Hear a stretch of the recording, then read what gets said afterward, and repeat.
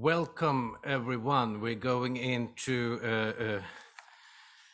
a discussion here on a blueprint for an equality. Yeah, so on equality and so on. And I've actually prepared a couple of introductory remarks, and would like to tell you that it's now a little bit more than 500 years ago since Thomas More published a strange and rather remarkable volume called Utopia.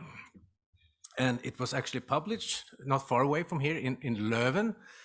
And oddly enough, Thomas More, he was a rather religious man, and he was also known for his severity, but he was also fond of jokes.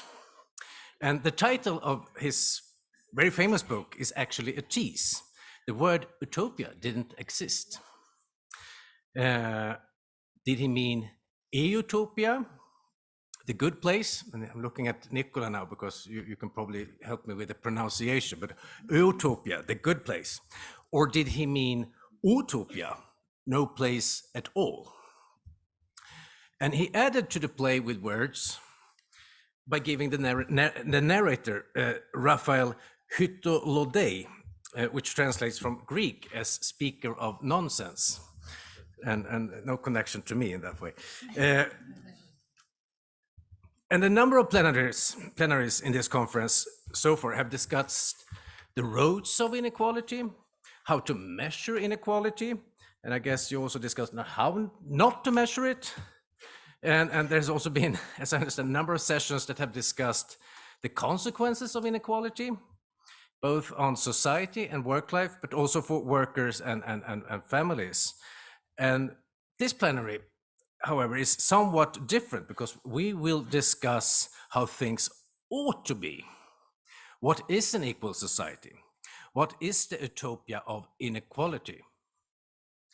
And so, when I started my trade union career at the Swedish Trade Union Confederation, there was an economist named Rudolf Maynard that was still active. And he fled from Nazi Germany in 1932 to Sweden. And he was warmly welcomed and became, together with Gösta Rehn, the first economist to be employed at LO in Sweden, actually. And the two of them also became the theoretical fathers of the Swedish economic model, which is quite a complex interaction between wage policy, welfare policy, but also monetary policy. And that has also probably been one of the most successful models for making real change in terms of equality. But Rudolf Maynard, he was not primarily an economist, I would say, or a technocrat, if you so want.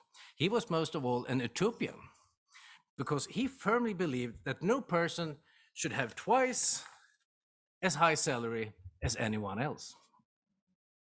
All productivity increases in a society is collective at the end of the day, even though some people sometimes seem to believe that all development depends on themselves alone. But productivity belongs to everyone.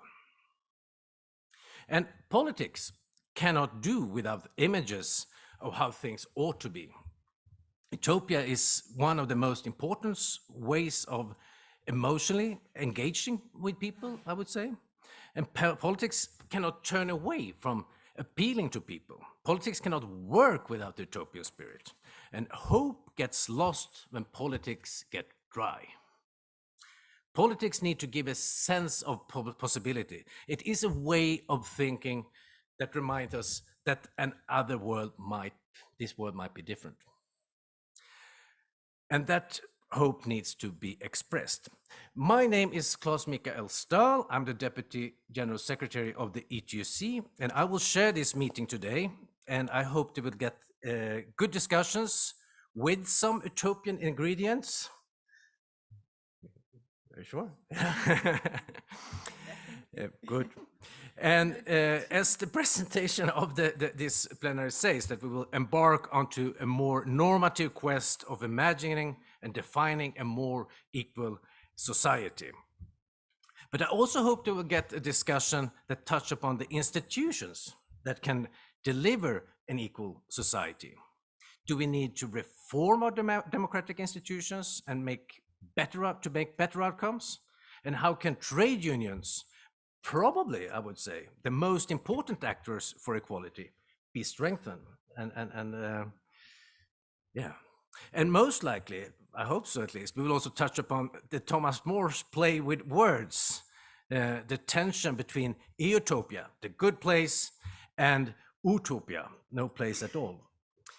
And we are very fortunate today to have such distinguished speakers with us to address these issues. And we will start with my good friend, I would say, Philippe Pochier, the director of the ETUI, general director. Then we will have Sandra Friedman, director at the Oxford Human Rights Hub, professor of law at Oxford University, fellow of Pembroke College, Oxford, and yeah, and so on. You have a long list. I don't know where to stop really. We didn't get it. We stop there. Okay, because I have more. I have more things here. And then we also have Isabel Ferraras, who is a Belgian sociologist and a political scientist. You're a professor of sociology at the University of Louvain. Yeah, it's not far away from Leuven, is it? Indeed. Yeah, so there is definitely a connection. You're also a senior research associate at the Labor and Work-Life program at Harvard Law School. And you're also the president of the Royal Academy of Science of Belgium. And then the commissioner couldn't make it today, but we have Anna with us today, and you're going to say all the right things, of course, but I welcome you to see this as an opportunity to talk about the things that you want to talk about as well. With that, let's start with Philippe. The floor is yours. Thank you, Klaas Michael. And I think that is really the critical plenary, because in the journey that we organized was before to take stock of the problem, to have the different dimension of inequalities, and to have the academic part, and we have already started yesterday the open and with the actors and mainly the trade unions. But now we are moving to the key question, is we are all against inequality. How do we define equality? And that's something not so easy. So we had, as I said, 15 workshops. Many of them gave some idea for today about the wage, about minimum wage, extension of collective bargaining, about multi-employer negotiation. We had discussion about care, extending the care. We had discussion about governance, economic governance, or to change the economic governance, the stability and growth pacts. We had some suggestion about education. I think just I want to return to education, because I was really interested that yesterday that Piketty was putting a lot of emphasis on education, and perhaps in the trade union movement, but I will not speak for you, Klaas Michael, but the ETUI, we are doing good stuff on training, but perhaps education is a domain that we don't dig enough. So I can spend my 8 minutes just to give all the interesting proposal, but I think, as you try to do in your own introduction, it's no a way to try to organize our thinking, because to have ideas, we have too many ideas, and we have to see how tackle inequality perhaps in different layers. One is the policies, and that way the easiest. We can spend days to say the long list, and we have a long list. The second level, and you allude to that, is the institution. And what is institution? I'm political scientist. Is kind of the kind of concretization of a balance of power, bringing stability on the long term. And that's something different than policies that depend on the election But what perhaps is missing, I think, is guiding principle. Or we organize that, or we put a hierarchy, or we have a frame that allows us not to have a list of inequalities, but to say, okay, that's more important. That's a way, in more philosophical way we organize. And I think it's important because we can be for equal opportunity, which is the mainstream now. That's kind of equal opportunity. We can be for equal outcomes, which was before equal opportunities the mainstream.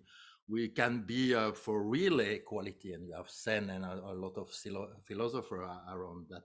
We have some presentation today about the transformative equality, that we have to decide which kind of equality principle we want to organize our thinking. And that's, I think, it's not so easy, and return to idea of utopia. Utopia is also how to organize the society. That's more was describing a society in his famous book. So I think that's something that is important. And I would like to add two other elements which came from the discussion about the which I think is the main transition, the ecological transition that we have now.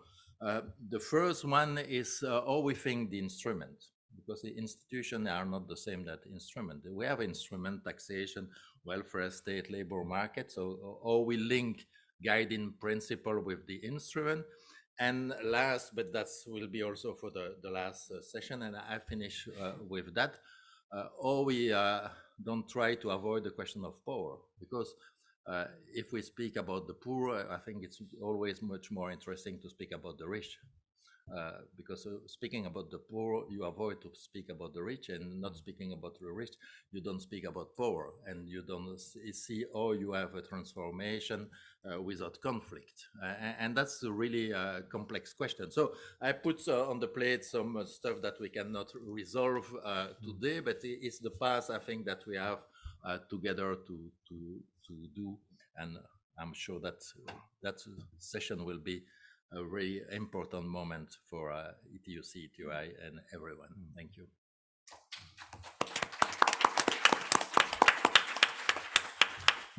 Thank you very much, Philip, for making the bridge. And now let's get to the more meaty, I guess, presentations, because you're going to use a PowerPoint, and I think that's very good. Well, the floor is yours, Sandra. Thank you. Can you hear me? I'm standing on the side because it's a bit tall and I'm a bit short. And I've heard that this clicker doesn't work so well, so bear with me. Can we put it on slideshow mode? That would be great. Thank you. Okay, well, can I start by thanking the ETUI and ETUC for inviting me to this wonderfully interesting, challenging, exciting conference. I've listened to so many very fascinating talks. And so what I want to do in this talk is concentrate on equality and non-discrimination laws, and ask what is the blueprint for the future for an equal future on the basis of equality and non-discrimination laws. What can we do within that frame? Now, I think the first thing which we can see, so this is me having, oh, there we go. Okay, got it. So the first thing that we can see is we actually have many non-discrimination and equality laws at international level, at EU level, at national level. And many of us have worked for many decades getting these laws in place. And yet, as we've heard throughout this whole conference, that work is still a site of major inequalities. We have, and I should say I'm going to focus on gender equality before I go any further, but I do see women in a capacious sense. So it's older women, younger women, women with disabilities, racialized women, minority women. And so just to say it's an inclusive notion. But work remains the site of major inequalities we've seen over and over again in presentations. There's job segregation, undervaluation of women's work, a stubborn gender pay gap. Women are still predominating, or even more predominating, in precarious work and in the informal sector. And behind this is this very tenacious public-private divide. The unpaid work that we've heard so much of is actually invisible in labor market terms. Although women have come in increasing numbers into the paid workforce, this has not brought more men into the home. In other words, the division of labor between men and women has remained, and in fact, we've heard is intensified. And of course, what happens then is, because for those women who do want to enter into the workforce on the same terms as men, they need to rely on other women, often, almost always, low-paid, racialized, migrant, minority women, to take on the childcare work and the domestic work and the elder care work, whether that is unpaid at home or paid in the workforce. And this, has, we've heard again and again, has been amplified by the pandemic. So why have our equality laws had a limited effect? I want to just highlight four of the many limitations which could be highlighted, but the four that I think are the main ones. So first of all, the aim is actually a very laudable aim. We want to treat everyone on their merits, regardless of gender, race, etc. But actually, this is just an abstract conception of justice. It ignores the real power structures, which mean that gender is not irrelevant. How you get your merit depends on the pathway, depends on your education, on your background disadvantage, and again, on how you interplay between unpaid and paid work. Secondly, the idea that you should treat everyone alike, say, regardless of their gender, race, or etc., really can simply reinforce existing disadvantage. So, for example, if you treat women and men alike in social protection, you ignore the fact that women have interrupted work patterns, and you amplify that over the life course, so that it's not surprising that women, older women, in terms of their pension provision or indeed their pay, the gap gets wider and wider over the life course. The third limitation is that you have to be alike, to be treated alike. And that means you have to conform, in this case, to the male norm. So the example would be equal pay legislation. You have to, in order to have a right to equal pay, you have to be doing like work or work of equal value with a man at the same establishment. And that leaves out these vast swathes of women in segregated work, in precarious work, etc. And fourthly, and I think this is very crucial, it individualizes the idea of the right to equality. You have to, in terms of anti-discrimination laws, the paradigm is that there is an individual perpetrator who has discriminated against a woman in this case. You must find the perpetrator, you must prove it, you must go to a tribunal with all the expense that takes. And so again, coming to the equal pay legislation as an example, it individualizes what trade unions and everyone have always known is a collective problem. So what do we need in order to move from this notion of formal to substantive equality? Well, we need a notion of equality which takes into account power structures and which recognizes that patriarchal power is deeply embedded in society and gender is not irrelevant. We have to go beyond equal treatment to redress disadvantage. And actually, non-discrimination laws have often seen economic inequality as something for policymakers and not for the law. That boundary has to change. We have to go beyond the male norm to really deep-seated institutional change. Now, Philippe already mentioned that there are various options we could go for. We could go for dignity, equal opportunity, equal results, autonomy. They all have their positives and their negatives. Yesterday, Professor Piketty talked about equality of opportunity. And I think what's interesting about that is it could be a very radical concept. If you did really mean it, that you are bringing everyone up to the equal starting line. But that is not actually how it's seen. It's seen as equal opportunities policies. You simply put on your publicity, I'm an equal opportunities employer. And as Bob Heppel, who was one of my mentors and been very formative in this, the way he put it was, it's not enough to open the door. You have to help people go through. And all that we're doing with equal opportunities is perhaps opening the door, but not helping people to go through. So what I've done over the years is to try and put together all the strengths of these different conceptions and come up with a 4-dimensional idea of transformative equality, which does all of these things. And I call them dimensions because they interact with each other. They're not one after the other or listed. First of all, you have to redress disadvantage, and I'll develop each of these in a moment, but I'll just set them out. You have to address stereotyping, stigma, humiliation, and violence. That's the recognition dimension. You have to facilitate voice and participation. And I think this is something that's often left out of equality discourse, the really important role of voice. And fourthly, you have to value identities, which means it's not, sometimes identity is a value and important. And really importantly, you have to include structural change, which is the transformative dimension. And I've put this in a little diagram just to show how they interact with each other. So to give a bit more detail of each of them, showing how they interact in the context of gender inequality and the right to equality.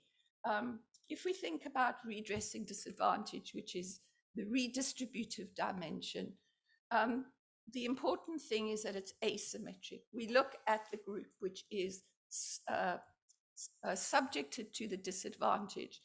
And that's where we bring in the idea of results. The results matter.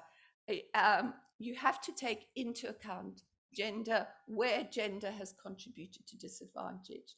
And this means that you don't have an egalitarian idea which says as long as everyone is treated alike, we can treat everyone equally badly. And we have seen this in non-discrimination law, for example, long-running litigation led to the idea that different pension ages for men and women breached discrimination law. But what happened? Women's pension age was raised and everyone lost out. So that's a kind of leveling down option.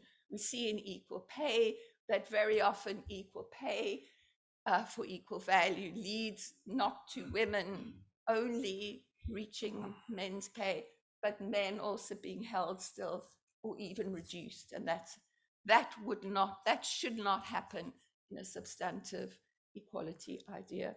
Affirmative action should be seen as a means to achieve equality and not a breach of equality where it's necessary to overcome disadvantage.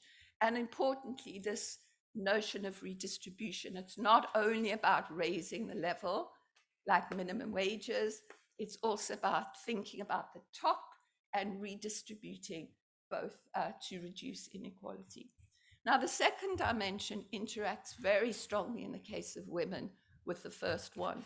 So the stereotype key to many of women's disadvantages in the workforce is the stereotyping of women as primarily responsible for childcare and other care and domestic work.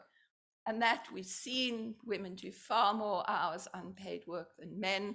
And that means it's not a coincidence that women are predominating in the precarious workforce because their choices about work are much more limited.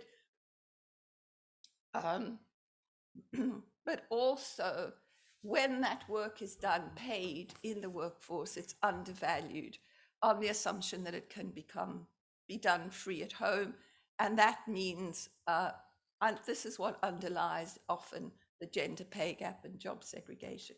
And I include violence on this because although violence is an assault, it's a general criminal provision, it's crucial that we also see it as part of gender discrimination because it's based on stereotypes which fuel gender-based violence and on power inequality, which has been unfortunately amplified during COVID. And this is amplified or intensified for women at the intersection, that is racialized women, migrant women, and other marginalized women, women with disabilities. So the third dimension is the voice and participation. And I think we've heard so many times during this conference that you cannot really achieve equality unless you listen, include the people who are affected, and in this case, women, obviously through collective organization. And I think the Me Too movement has shown how important it is to that voice is amplified, whether it's through media solidarity, but obviously preferably through collective organization. But importantly, and this is the interaction with the first dimension, we have to be sensitive to whose voices we are listening to. And it's not just the elite women, it's the women who are marginalized and who potentially have the least voice, that their voices need to be amplified. And finally, transformation. Now we need to recognize, and I think all of us here do, but the legal system often doesn't, that inequality isn't about an individual set of prejudices by some men against some women. The underlying structures need to be changed in order to accommodate difference and the detriment attached to that difference. And so as I give an example, the contract of employment. The contract of employment, which is so central to labor law, is actually a highly exclusionary device. It is the gateway to employment rights in so many fields, and yet so many people are excluded by this legal institution. Particularly, it pays no attention to unpaid work and the ways in which unpaid work shape paid work, making only paid work visible. So a key issue for transformation needs to be the contract of employment. We know it excludes many precarious workers, platform workers, and many others, but also this crucial issue of unpaid work. Another structural issue, we've all talked about the importance of care, and I'll come back to care, but I think crucially, what has happened in so many countries, the UK being one example, that when care moves out of the unpaid sector in the home, it has become commodified, marketized, and financialized in all of these issues. And when we talk about the investment in care, we need to ask who is profiting and who is carrying the cost. And this is a key structural issue to be addressed. And one of the ways in which the contract of employment and the commodification of paid care have intersected in a kind of vicious circle is that time becomes invisible, and for women, time is so crucial. Time poverty is as much a part of women's disadvantage as everything else. And when we segment time into small bits of contract, we pay no attention to the key issue of who is paying for that time and where does this cost fall. Cost falls on the most vulnerable worker, on the paid care worker who is unpaid at that moment. So just to say that these dimensions don't always interact smoothly, and it's a framework to make sure we look at all aspects of a policy so that when there's friction between them, to iron them out.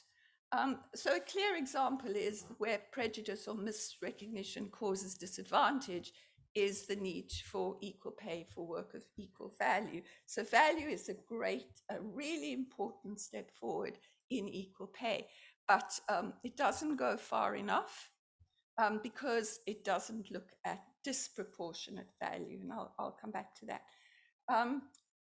We could focus entirely on redressing disadvantage, but then if it's all about means-tested social protection, then we can land up reinforcing stigma. So any kind of redressing disadvantage needs to be sure that it recognizes the agency of the people who are involved and doesn't reinforce stigma. Universal public services would therefore be a much better option.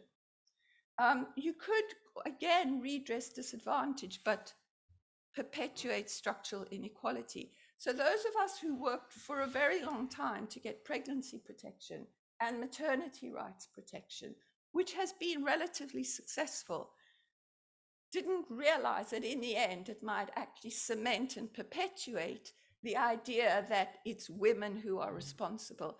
And it's true that there had been little gains about paternity, but very, very few, and they are vastly different from women. So we need here to level up. We need to be sure that parental leave is equally distributed between men and women, and that the take-up improves, which again is all about stigma and stereotyping. And finally, there could be, not finally, there's lots more to say, but just very briefly, there could be some tensions between accommodating difference and infringing dignity or recognition. So I just wanted to say that this has now been included in the Convention of Rights of Persons with Disabilities General Comment in 2018. It's also in the Equality Act 2010 in the UK, and has been used in the Indian Supreme Court recently, which for the first time recognized indirect discrimination. So where does that take us for a blueprint for transformative equality? What I'd like to just very briefly say, we need to put care at the core, and this would allow us to optimize all of the dimensions, dislodging the gendered stereotype of care as women's work by valuing care, paid or unpaid, redressing disadvantage by ensuring decent pay and conditions for care workers. And when we talk about quality childcare, we need to also talk about the childcare workers, who are predominantly women and often precarious workers, so that the cost doesn't just shift from one group of women to another. We need to amplify the voice of these by overcoming barriers to collective organization and value carers' input. And the structural change means that we shouldn't just see care as an individualized responsibility, but a social responsibility, and very importantly, move away from the idea that it could become a market commodity, which is increasingly and worryingly the case. So as a utopian idea, and I'll say this and then one more thing about how the law could be changed, as a utopian thing, we could at very least think of high quality public services which are free and universal. This makes sure that there is no stereotyping, that everybody is invested, that it's good quality for everyone.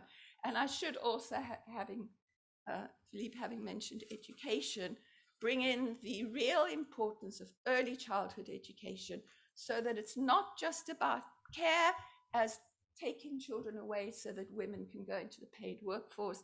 It's about quality care, which also includes early childhood education.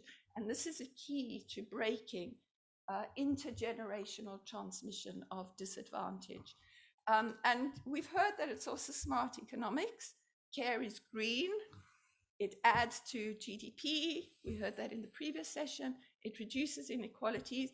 But even if it wasn't smart economics, we need to see care as a right, all of this, the equality as a right, which isn't necessarily needing, it's good to be justifying it as more productive, but doesn't really need to. So as far as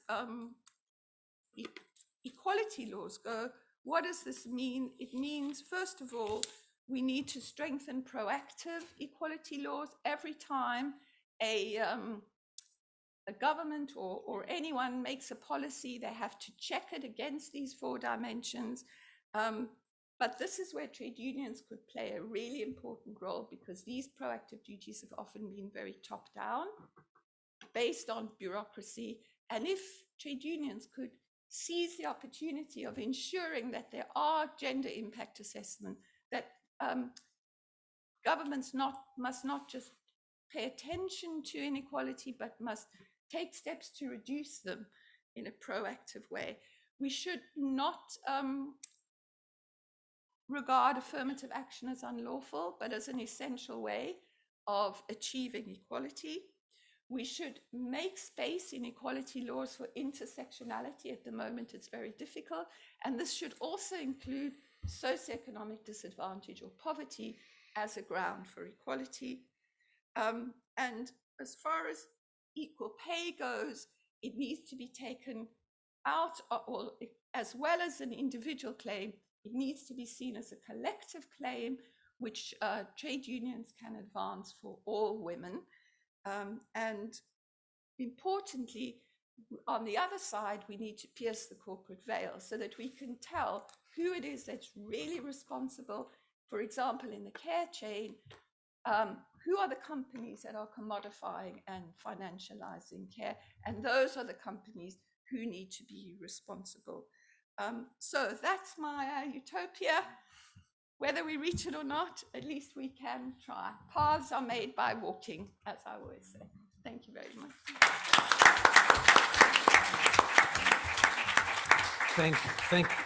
Thank you very much, and we will come back with questions and opportunities to comment and so on. But for now, thank you very much. And now let's move to Isabel. And yes, please, the floor is yours. Thank you. Yes, hello. Thank you, Class Michael. Thank you very much for the invitation. Thank you to the organizers, to Philippe in particular, and Nicolas. Thank you for having me. I'm really thrilled to be able to contribute to the discussions we are having these 3 days. I think I could have chosen the motto that Sandra finished with, which is care at the core, as a subtitle for my own contribution. So this is the title, Sustaining the Democratic Project, Getting Down with Extractivism. We are alarmed, I think, especially after these 2 days plus of 15 panels getting into the details of the dimensions of inequalities and their consequences, and we should obviously be alarmed. It's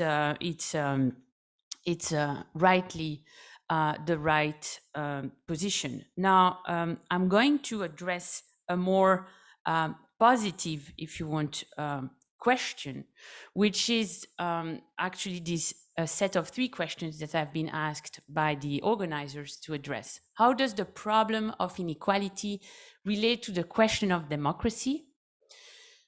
How to move towards a more equal society, and what is the role of unions in it? The first question now. So we need to go back to the basics, I guess, to have a clear understanding of the stakes. So I will start with a simple question. What is equality? Equality is obviously a regulative ideal. If Immanuel Kant would be with us today, we spoke about Thomas More. Equality is clearly not realized, but yet it's a universal regulative ideal. It's enshrined in the Article 1 of the Universal Declaration of Human Rights. All human beings are born equal in dignity and rights. But it's not only an ideal, it's not only some sort of abstract concern, it's actually a felt experience in the everyday life of people. The ideal of equality is permanent, and this is what I call the intuition of democratic justice. The intuition of democratic justice is very felt broadly vis-à-vis all the dimension of life, people expect to have their say about what concerns them. But it's also specifically experienced in the workplace. People do experience the expectation to have a say about how their life should be conducted, the choices that they have to put in place. What is democracy? Democracy is then a regime of government that is based on the recognition of human beings' equality in dignity and rights, and on the idea of their capability, some will call this freedom, to bear on the choices that concern them. This is what Lincoln captured with the idea of a government by the people, of the people, and for the people. You immediately get from this understanding of democracy that is a dynamic project. It's actually an open-ended project. Our understanding of who are the equals have changed in the history of democracy, obviously. It used to be the property-owning male members of society, then all males.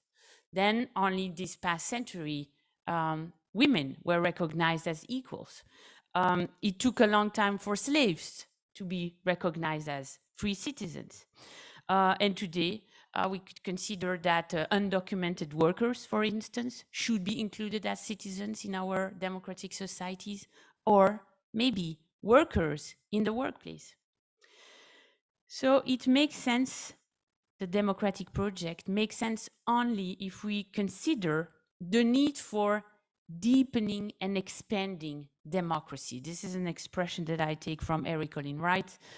Deepening democracy means that where it is already established, Claes Michael referred to that, where politics is already democratic, we need to deepen how it is done. For instance, the Conference on the Future of Europe is a way to try to revitalize the democracy at the EU level. But we need also to consider expanding it. That is, to move from these old traditional territories of what we understand as the political to new ones. And I guess the economic domain is the next frontier. So what is the situation today? Today, workers live their lives under what I call the contradiction between capitalism and democracy. Here is the insight. Capitalism and democracy, actually, we used to think about these terms as two ways to organize relationships in two different domains of life. This is the intellectual heritage from liberalism. But actually, these are two regimes of government. These are two political regimes of government. What is capitalism is actually a regime of government which allocates the political rights to govern to those who own capital, and it's a regime which will give more political rights to those who have more capital invested in whatever endeavor. And obviously the key institution for this is the corporation. And democracy is another option, if you want, in terms of political regime. It's a regime of government that allocates political rights based on the recognition of each others as equals.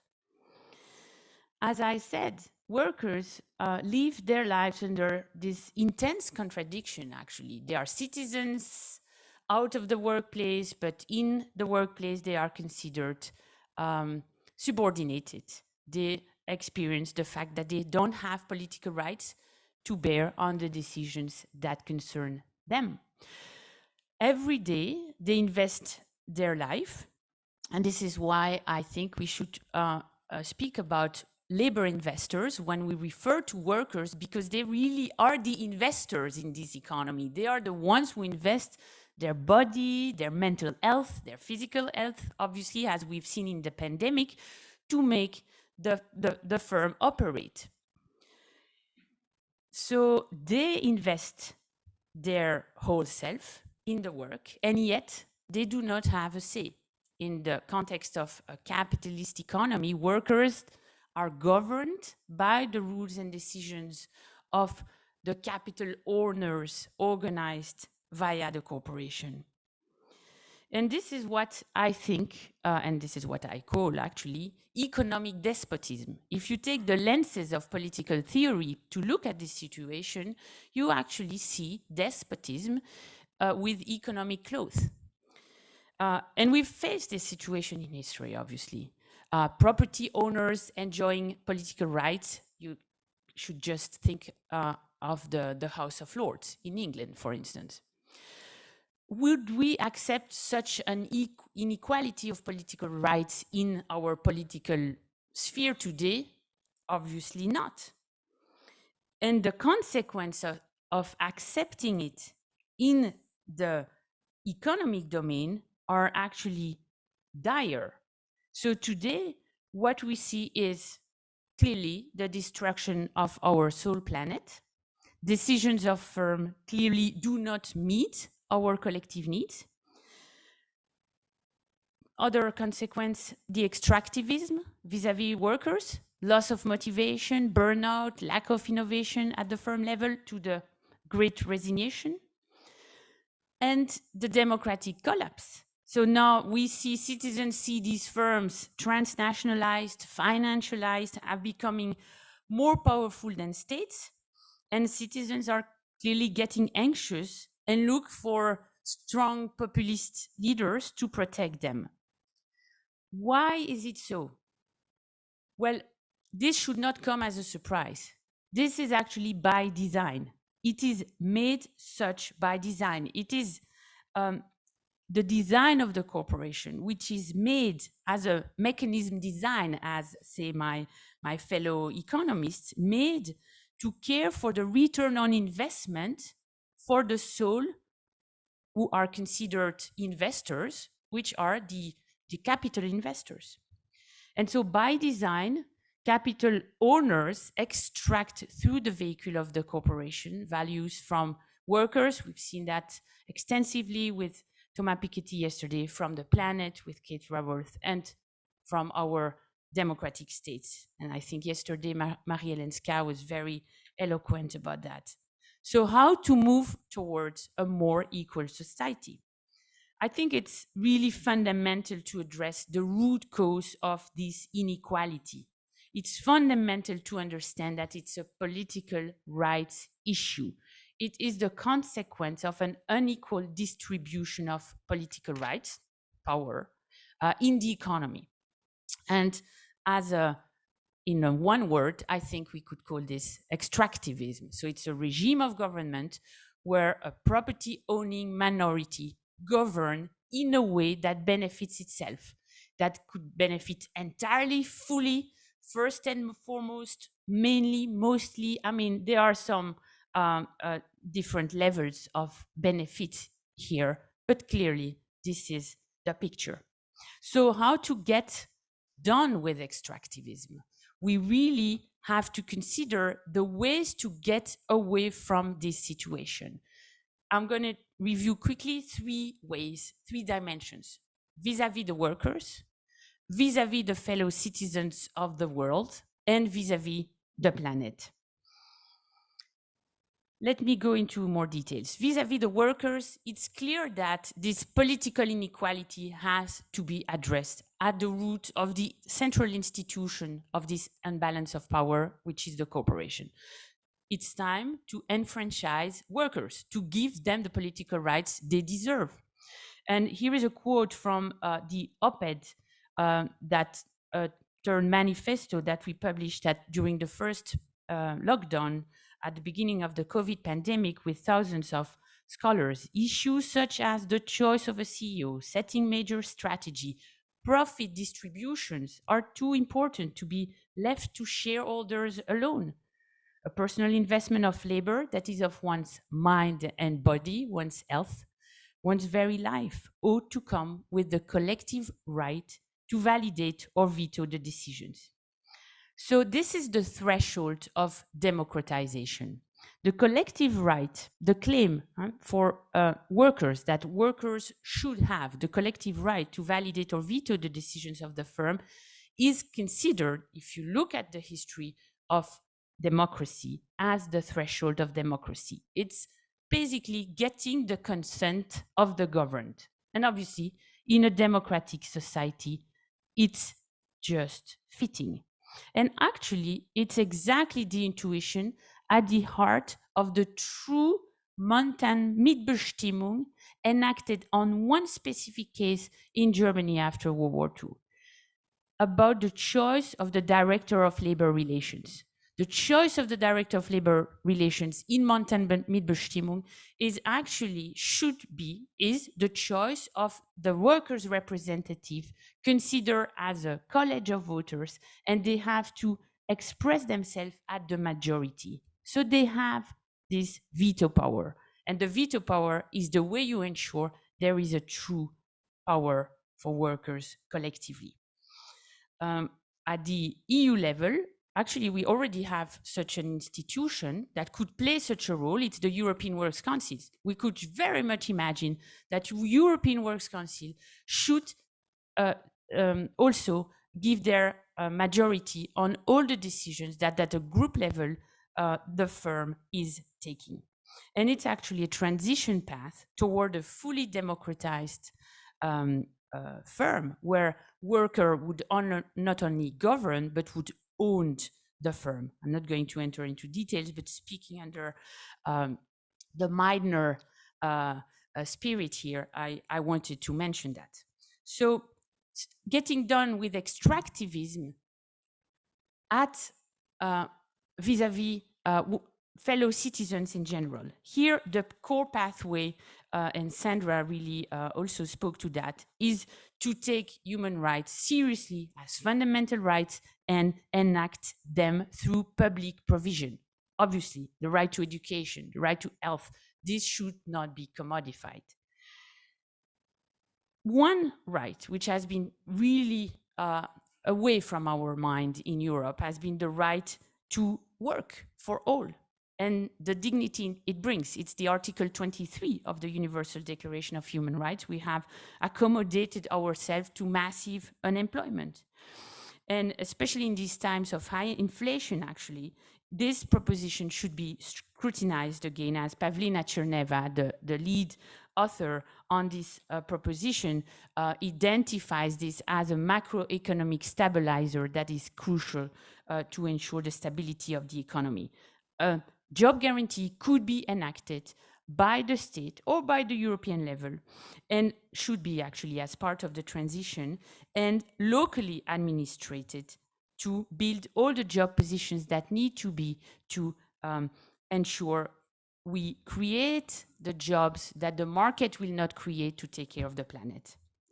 Third level, getting done with extractivism vis-a-vis the planet. And here I can only reinstate, if you want, a bit as a gimmick, that actually by democratizing firm and decommodifying labor through the proposal of the job guarantee, we are addressing the vital concern to getting done with extractivism vis-a-vis the planet. Why?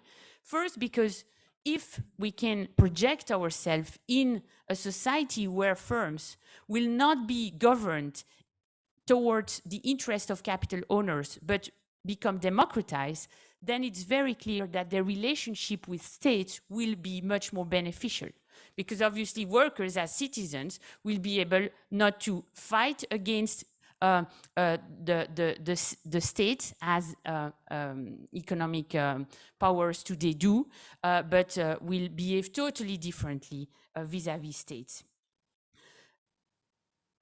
Secondly, vis-a-vis the planet, what a job guarantee will do is to accelerate the transition, because by securing at the individual level, by giving this signal to every citizen in Europe that, you know, even if we need to end this industry, this specific firm in a very short term, by securing them a job, and a job that they can design because of the way this program is designed, they will feel totally differently vis-a-vis the transition that is absolutely urgent to take place.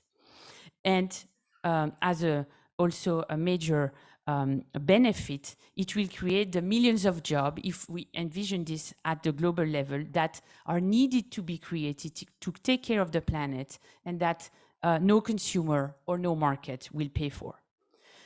So let me finish by looking at the role of unions here.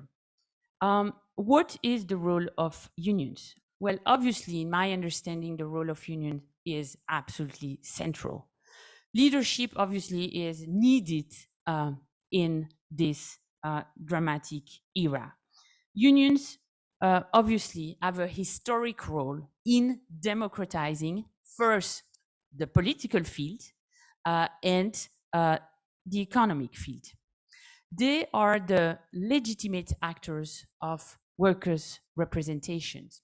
And they are the only actors capable to ensure the solidarity trans-firm, trans-industry, transnationally that is so needed, so that a project of democratizing the economy doesn't become a project of many corporate patriotism between different firms. Unions are central, but they face two critical challenges. I mentioned these two because I feel they are central to keep in mind. First, an external challenge. Obviously, it's about the difficulty to build a fully economic democracy architecture within which the representations of workers through unions is ensured from the local to the global and back. And obviously, this has a twin history with the idea of democracy at the global level. It's a complete utopia today, right? But at the same time, we cannot go in another direction if we want to take care of the only planet we have. This is what we have to strive for. There is an internal challenge also for unions, I guess. It's to become, and this is speaking also very nicely to what Sandra said, to become true laboratories of inclusive democracy themselves. First, by ensuring, obviously, diversity in the ranks, that women feel at ease, that the youth feel at their place in the unions, that the minorities are in unions, and also to renew their ways to mobilize workers and to represent them. And I just mentioned, for instance, lotocracy, the lot type of election that could be combined with standard representative democracy to identify which number of representatives the unions get, but then inside the union, it could diversity could be really enhanced by using the lottery. Thank you for your attention. I just wanted to finish. Sorry, it's a bit abrupt. So just let me say that the extractivism that we currently know vis-à-vis the planet, vis-à-vis workers, is not new. And in that sense, so there is no news in what I said. But its effects today are becoming so obvious and of such a historic magnitude that we know we only have a few years left. There is a way out. It's not the Jeff Bezos, Tesla type of way, which is despotism. They think enlightened, but certainly not, and which is despotism, which will never lead to the positive result we expect. The way out is by extending and deepening democracy, recognizing each other's as equal. And workers are really at the center of this battle, and unions are the ones, I guess, in terms of looking at who are the key actors today, the one actors capable to understand the situation and to move forward toward a sustainable and democratic future for all. So I guess the people and the planet are counting on you. And thank you for your attention.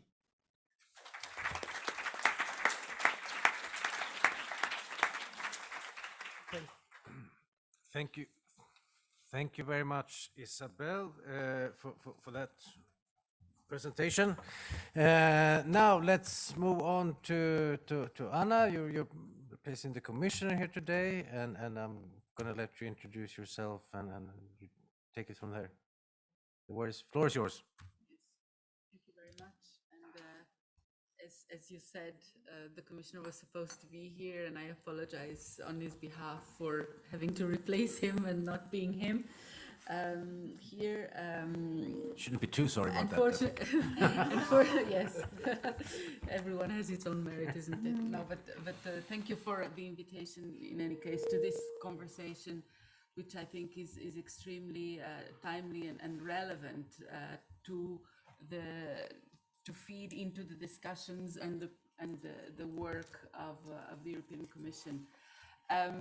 Before I enter in a few elements of policy and of what we are doing, maybe I would like to also reflect on some of the things I've heard, probably not being academically accurate, so apologize if I don't use exactly the terms in the way that you perceive them, but at least I'll try to follow the reasoning and the language. And the first thing that I would say, following the typology that Philippe proposed, you have institutions, you have policies, you have guiding principles. I would argue that we actually already have guiding principles in the EU. If you look at the Treaty of the European Union and Article 3, it does give us a sense of where we want to go. I hope it's not an utopia, but it's a EU topos and a good place. And when we look at this vision that the treaty sets to us, it is really about a society where there is social progress, where you have respect for diversity, but you also strive for equality. And we have this strong notion of social market economy as the way of organizing our systems. Now, we also have a second element of guiding principles of a different nature, but still of important, which have been enshrined recently in our policy making, which is the European Pillar of Social Rights. There too, we have 20 principles guiding us and telling us that what we can explore from a conceptual point of view should now guide us on actions and on practice. And I think those elements, the treaty and these 20 principles, are the elements that guide us through our work. I think these two elements reflect the European values. And in many ways, what we see with the hollowing of the middle of the political spectrum is, in a way, a discontent or a disphase between what Europeans want, and this are reflected in this treaty and these principles, and the reality. And because of this, we do see that we are going, our institutions might actually lead to extreme forms of government and extreme political views. And in many ways, this has then an impact on how we perceive democracy, how we perceive participation in political life. And so this dissent between what we share as an utopia or utopus and the reality can have really very significant political consequences, and we should never forget that. And I think we are all aware of the political climate in many member states and how this is not something just of the past, it's something constantly present. Now, when it comes to the Commission's work in terms of pursuing these goals, I think one of the realities we need to accept is that despite being a bloc, and I think if you go to Asia or Africa, you will certainly feel European, because there are differences as a bloc in terms of the worldwide bloc. but we have to accept that we are also diverse within. And the values that, for example, we might have in Portugal might not necessarily coincide always with the values that citizens might have in Eastern Europe, on the north of Europe. So that diversity is something that is present throughout the discussions and the paths that we take in our policies. And I think the reason why I say this, and coming to the issues of equality and what is equality, is that in many circumstances, some value more the equality of opportunity, while others value more the equality of outcome. And these are, in many ways, political affiliations. I would argue that you need both. I think for a lot of time, we have discussed equality of outcomes. And in the last 15 years, there has been a stronger discourse on equality of opportunities. And I would say, let's not also forget the outcomes, because this is, I think, as far as I understood the presentation for Professor Friedman, I think that's where the issue of redressing disadvantages come. It's not, of course, you need to have a starting point that is similar and that we need to work for it, but through the way, there will be many obstacles that will not necessarily lead to an outcome that is equal. And for those reasons, it is not only about access to certain services and education as a form of access to equality of opportunities, but also an issue of redistribution, and that is not only at the individual level, but at a more macro level, how you actually value work, how you redistribute the rich, the wealth that an economy produces between capital and work. And so this element of redistribution, for me, is as essential as ensuring that somehow everyone starts on an equal footing.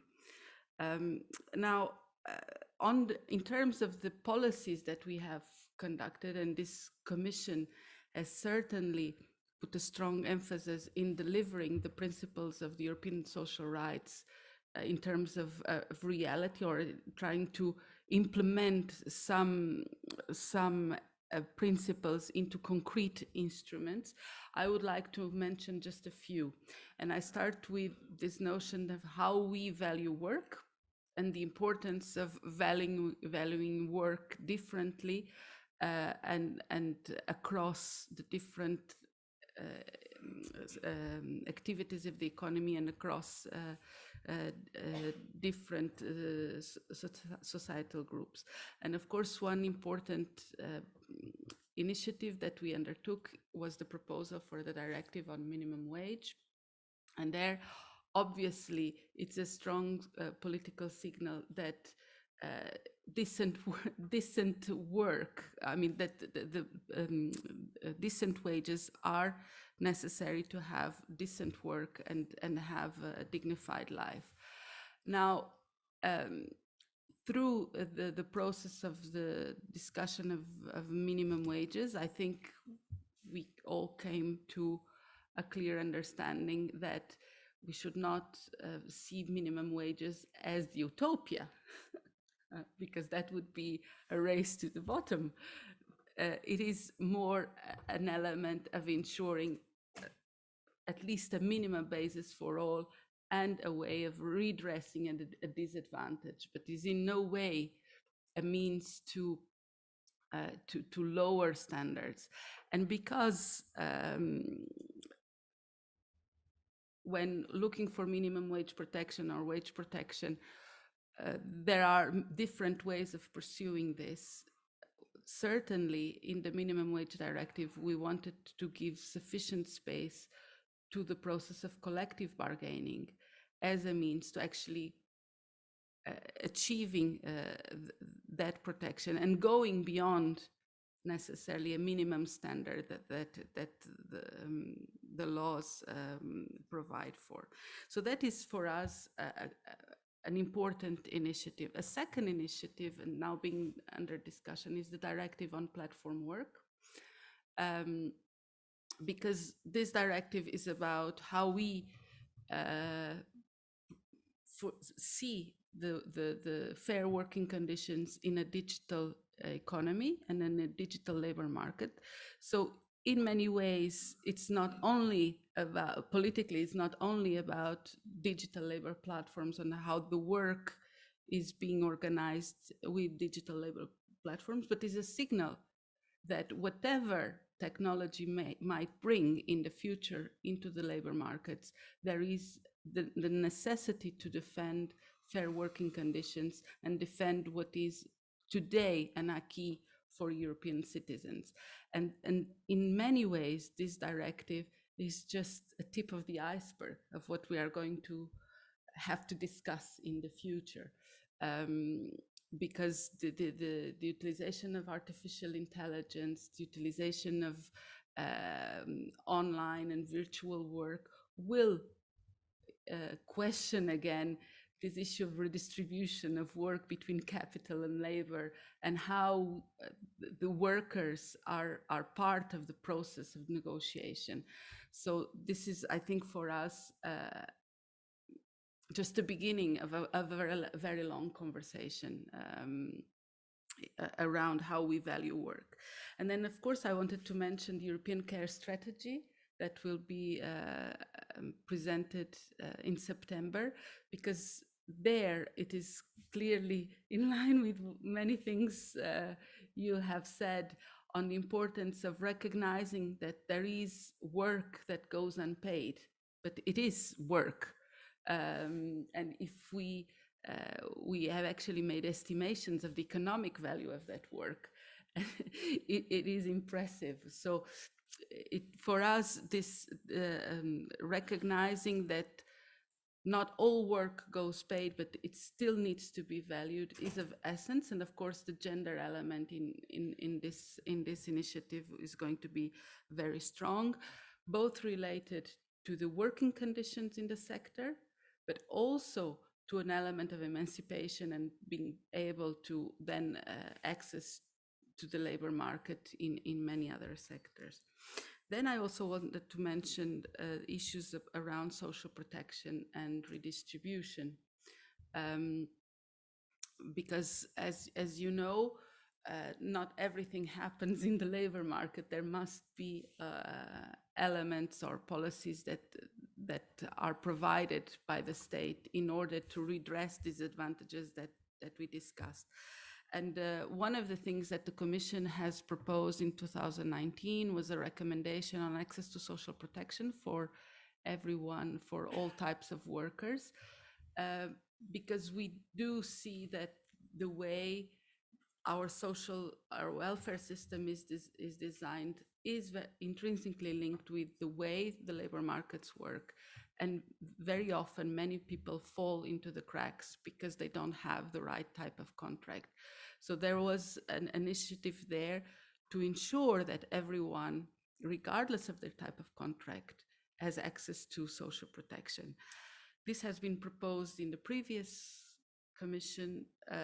I would say that the pandemic, with all its difficulties it also brought the moment of crisis to shake the house and give us the opportunity to reflect. And some member states, due to the pandemic, actually revised their social protection systems to, for example, opening unemployment benefits to the self-employed, or having or opening health benefits to sickness benefits to the self-employed. Now, these have been temporary measures, not necessarily linked with the recommendation. And of course, now the use we are taking with this instrument is to make sure that these temporary measures become systemic and make a change. And the other two elements I wanted to mention is the child guarantee the Council recommendation on child guarantee, because related to these issues of equality, there is certainly the element of social mobility or the lack of social mobility, and the phenomenon of intergenerational cycle of poverty. If you come from a poor family as a child, you're much more likely to become a poor adult. Poor in the sense of financial means, obviously. So the child guarantee is really an attempt on our side to cooperate with the member states to break this intergenerational cycle and give an equality of opportunities for children that come from disadvantaged backgrounds. And the final initiative that will come later this year is a recommendation on minimum income. Because and here it's a bit beyond the world of work.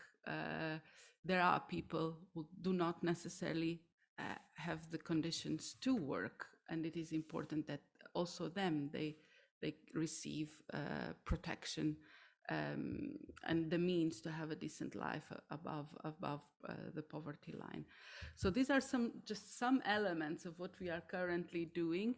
I would argue that through all of these, there is a red line of fighting inequality. Whether we, at the end of all this, reach this utopia or utopos, I think, of course, it will not be the case. So there is much more to handle. But I would argue that this commission, and certainly Commissioner Schmidt, is committed to making a contribution in that path. So it's just a contribution. There is much more to be done ahead. Thank you. Thank you.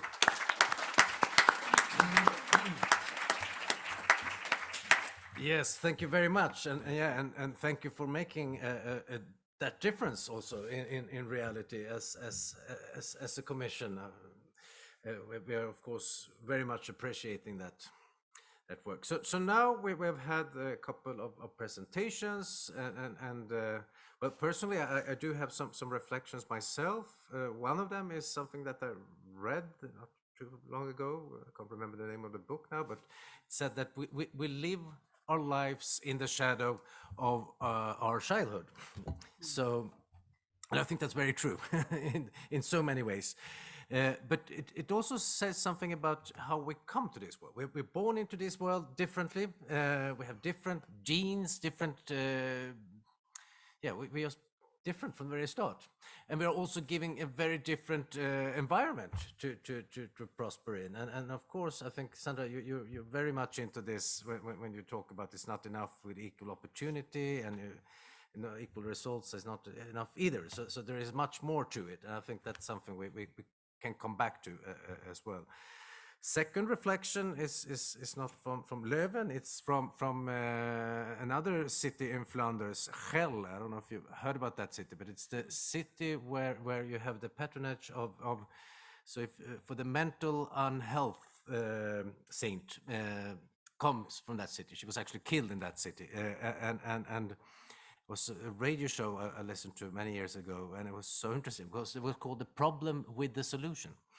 So what is the problem with the solution? Well, the problem is that when you get focused on a problem, you can easily lose track of the difference between solving something and dealing with something. And that was the problem that these psychologists that visited this city because in Gel there is a lot of people with mental unhealth living, and at times it's been a significant proportion of the city. And there's a special city with so-called borders and so on in that city. And what they found out was that they never saw it as a problem, the people living in Gel, that there were people living with mental unhealth.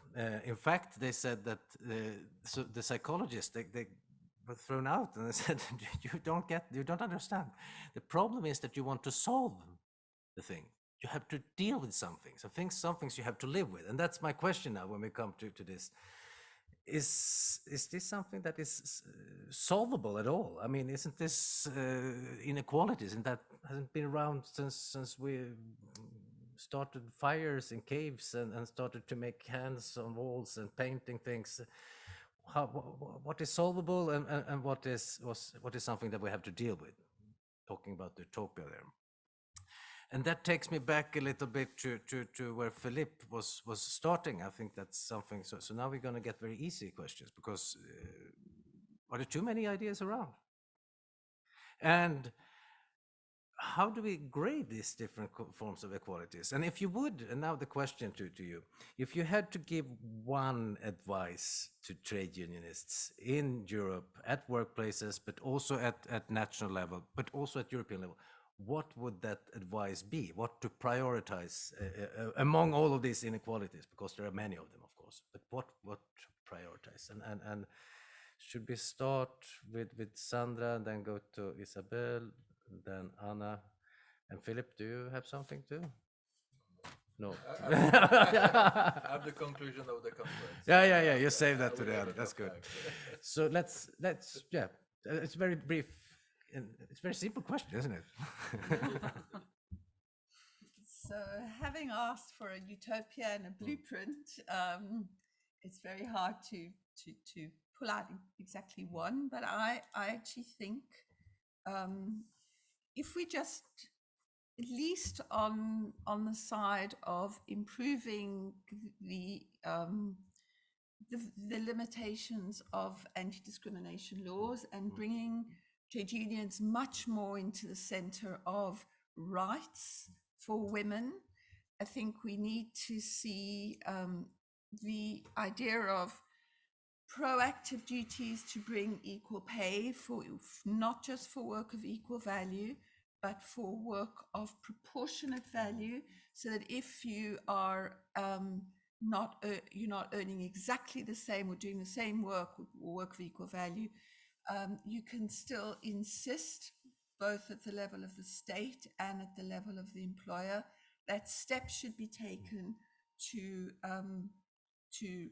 close that gender gap, but that should also include what pay and terms and conditions involve, which, as I said, includes where is the unpaid time, what is actually being paid for, and how can we address finally the gender pay gap, which is so persistent and needs concerted effort from trade unions to include women's voice, to look outside of the contract of employment to workers who are working in precarious work, to have proactive stands, so that in all collective bargaining and in all employment, in fact, and policy, you need to front and center take steps,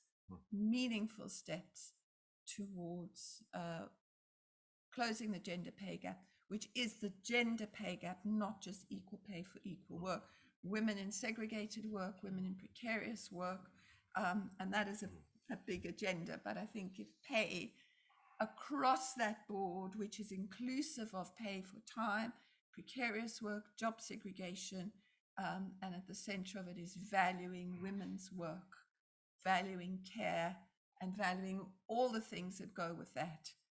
That's where I put it. Thank you. Thank you. Yeah, and I know how difficult that is. I've been doing collective bargaining in Sweden for many years, and it's so hard to reach out and make a difference in this structured between different branches and so on. So yeah, thank you for that. So now, Yes, ready? maybe so on the question of the difference about solving and dealing. Yeah. I think that I guess you need a North Pole to not to lose yourself on the way, right? And so I don't think we'll ever reach the North Pole yet. You want to make sure you are walking into the right direction. And my advice to unions, I guess, would be to maybe think that the goal is also in the way.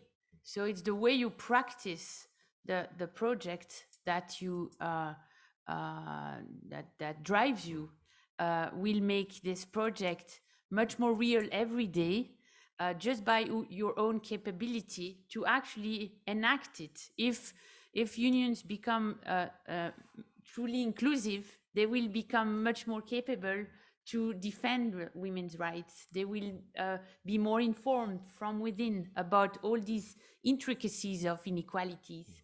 And so it's about also, I guess, the internal dynamic that can nurture the transformation. Yes. Yeah, utopia is a map in that way, that if you don't have a map, well, everything, all directions looks good. None is right and none is wrong. And I think that's so important that Philip mentioned that in the beginning too, that we probably need this kind of map to where to go. And I realized that my question is kind of difficult for you. The Commission probably don't want to tell the unions what to do. So you get to comment whatever you. Yes. So if you allow me, I'll expand a little bit. Yes. I would like to say two things. One on the issues that, not what you have to do, but on the issues that to me seem central in this discussion of equality. And one is, one of the issues is really about the redistribution of the wealth that we as societies produce, because I think there is no doubt that in terms of economic wealth, I mean, the world has never been so rich, despite all the crises we go through. I mean, we cannot compare the standard of living of an average 20-year-old in today's century and the 18th century. So I think the question is, how are we redistributing the resources that we are producing? And I think there, of course, there is the issue of wages, but there are other issues. Is the issue of taxation. And someone said we should not only look at the poor, but you should also look at the rich. Yes, because the issue of fairness, the concept of fairness and the concept of social justice is not just about catering for those most deprived, it's also making sure that there is redistribution or an effort of redistribution from those on the top. So the issue of taxation to me is as important as wages. And how do states spend their money, the collective resources? And of course, now, for example, we argue that we need to invest more in defense. Is that the societal choice that we are making? Because the resources will go there, not somewhere else. That would, I think, be for me also an agenda, a political agenda. Now, if you allow me to also, the second element is the issue of political pressure and how do you make sure that politicians act? And that I do believe it's a matter of social pressure, because if populations require a certain action, politicians will follow. And this is the only thing they, in a way, react to, because there are elections and there is a political cycle. So to have this political pressure coming from the population, it's important to reach out to other groups. And it's important, if you allow me, that trade unions do not stay within their bubble or their organic intrinsicies, but they reach out to others, because you do see that the coverage of collective bargaining is decreasing. So there is something happening here that means that the voice of trade unions is less expressive in global terms. So it's important to reach out so that this social pressure creates political pressure and that leads to action. Without that, if there is silence, then it's really relatively easy. No action is also a way of doing policy, no? So I hope I answered your question. You answered in a way that is something I recognize, and that is when you're in a room and then there is silence in the room, but when you end, then you of course get to interpret that silence, and you can interpret it in different way. But if someone raises a question of some kind, you will bring back the memory of that question. So the one that raises a problem or something will be very influential. And that happens all the time when you're doing trade union work. So if someone brings up a problem, well, then we will deal with that. And you also mentioned the fact that we're also living in a kind of a place which would be an utopia for many people. If you go back to the times of Thomas More, I think this place where we are living is not the worst of worlds. It's easy to forget that things could be much worse than they are. I'm not saying that to put any focus from the big issues that we have been discussing, but things could be worse. That's important to remember. Okay, so we are running way over the schedule. I'm sorry about that, and I'm also sorry about the fact that there will be no real room, I think, to take questions from the floor. Otherwise, what do you say about the program, Philip? I think we're behind. Difficult. Yes, and we also have Jackie Davis to make a short wrap up. I think you are online, is that correct? I am indeed, and thank you very much. I think the organizers have to unmute me. I'm not muted myself. Okay. So if they could just unmute me, let me know when you can hear me. It's good. Yeah, very good. So Jackie Davis, your theme weaver, back here again. I'm only going to take 2 minutes of your time because I don't want to keep you from your lunch, but we are moving towards the end of this conference and our work in trying to imagine and define what a more equal society would look like. And we've begun, particularly in that last session, to discuss the development of that blueprint to deliver on the vision. A challenging task because, not least, as Philippe Poncet said at the beginning of this session, we are all against equality, but how we define equality is not so easy. Although our discussions over the last 3 days have shown in some areas it is much easier than others. Speakers in this last session began to identify some of the key elements for that blueprint and the policies, processes, and actors needed to implement it. I won't repeat them now in the interest of time, but I wanted to pick up on the actor point and that last point where you asked, Klaus Michael, for advice for trade unions, because it's clear from all of our discussions just how central the role of trade unions has been in the fight against inequality in Europe, and that they have a vital role to play now in addressing the challenges we've been discussing and defining, and then delivering a more equal society. Indeed, Thomas Piketty told us last night that the trade union movement had been central to that overall decline in inequalities in Europe in recent decades, alongside a strong welfare state.